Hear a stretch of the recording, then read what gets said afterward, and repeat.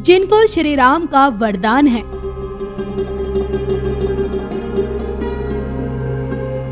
गदाधारी जिनकी शान है। बजरंगी जिनकी पहचान है। संकट मोचन वो हनुमान है।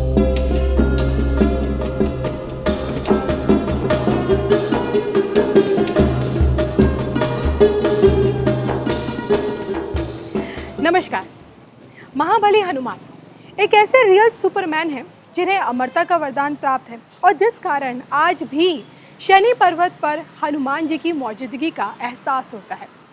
अगर मैं आपसे ये कहूँ कि भारत की इस पवित्र धरती पर स्वयंभू लेटे हनुमान जी की एक मूर्ति ऐसी है जो खुद ब खुद खड़ी हो रही है, या फिर यूँ कहूँ कि वो दिन दूर नहीं जब लेटे हनुमान जी खुद खड़े हो जाएंगे, तो क्या आप मेरी इन बातों पर विश्वास करेंगे?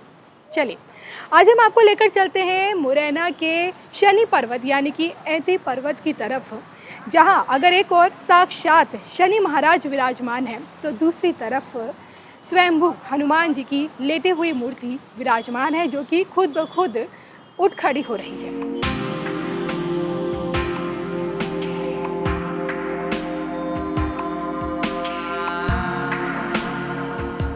भारत के नक्शे पर मौजूद मुरैना मध्य प्रदेश में आने वाला एक ऐसा शहर जिसकी पहचान चंबल घाटी से होती है, जहां कभी डाकुओं का राज हुआ करता था।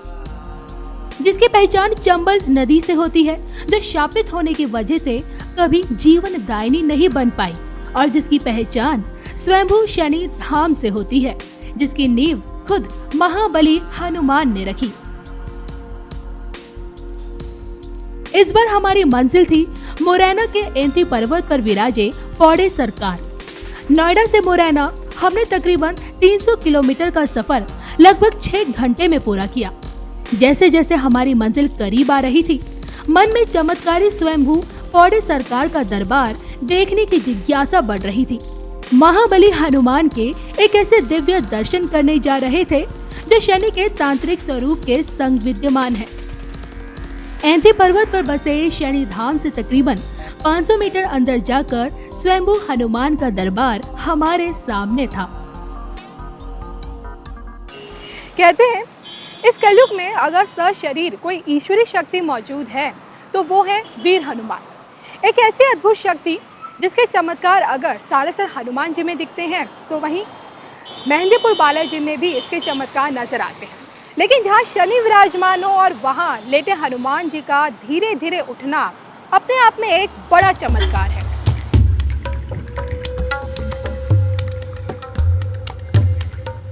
कहते हैं जहाँ भक्त भगवान और भक्ति होती है वहाँ चमत्कार भी खूब होते हैं।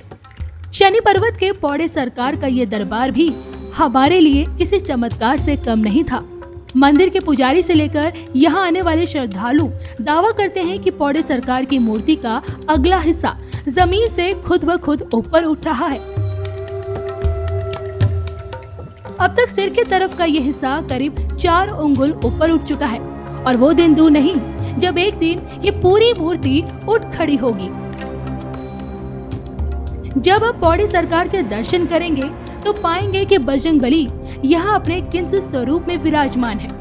मान्यता तो ये भी है कि बजरंगबली की ये चमत्कारी मूर्ति स्वयंभू है, जिसका मतलब ये कि इसका निर्माण किसी मनुष्य के हाथों से नहीं हुआ, बल्कि ये धरती से स्वयं प्रकट हुई है।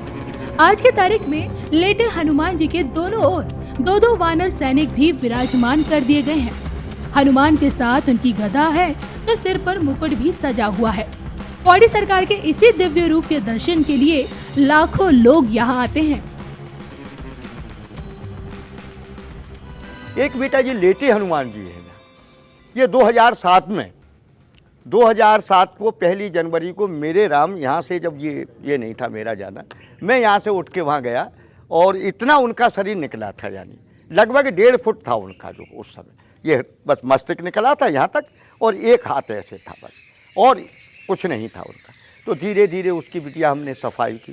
सफाई करने के बाद में यहाँ तक मैं उसको निकाल के ले आया और मैंने रास्ता बनाना प्रारंभ कर लिया।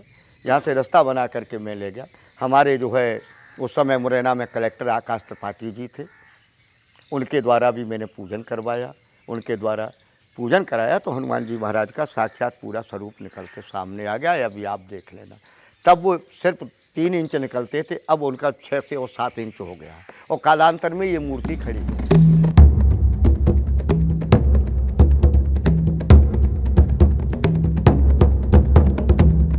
कहते हैं जहाँ शनि होते हैं वहाँ हनुमान मिलते हैं और इसके पीछे का कारण है लंकापति रावण।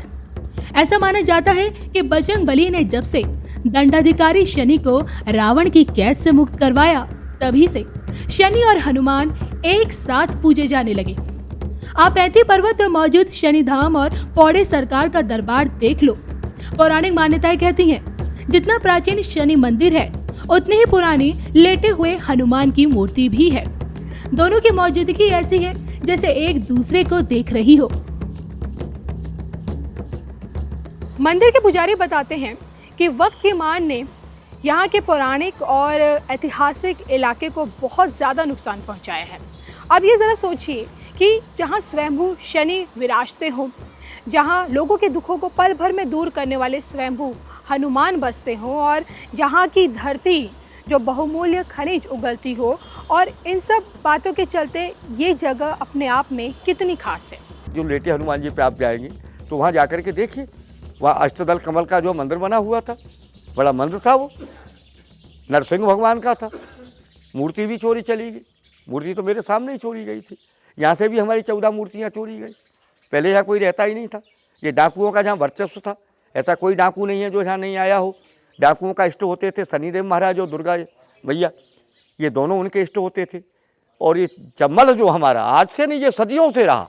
ये त्रेता युग में भी डाकुओं का रहा, त्रेता युग में भी रहा, द्वापर युग में भी रहा, सतयुग में भी डाकुओं का रहा। ये चंबल आज डाकू जो है विलुप्त हो।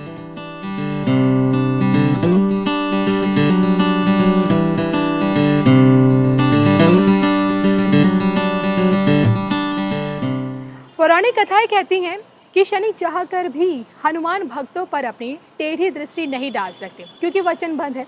और ऐसा इसलिए क्योंकि बुद्धिशाली हनुमान जी ने जब शनि को रावण की कैद से मुक्त कराया था, तभी उनसे ये वचन ले लिया था कि आप जिंदगी भर मेरे भक्तों को सताएंगे नहीं। और यही वजह है कि जब मुरैना के न्यायाधीश की यात्रा की जाती है तो पौड़ी सरकार के दर्शन के बिना ये यात्रा अधूरी मानी जाती है। और इसलिए अगर आप मुरैना का रुख करते हैं या फिर ऐंती पर्वत पर बसे शनि धाम के दर्शन करते हैं, तो इस बीच पौड़ी सरकार के दरबार में हाजिरी लगाना बिल्कुल मत भूलिएगा, वरना आपकी ये यात्रा अधूरी मानी जाएगी। चलिए, इसी के साथ मुझे यानी कि कविता राणा को दीजिए इजाज़त। फिर मिलेंगे धर्म ज्ञान की धार्मिक यात्रा के साथ। तब तक के लिए नमस्कार।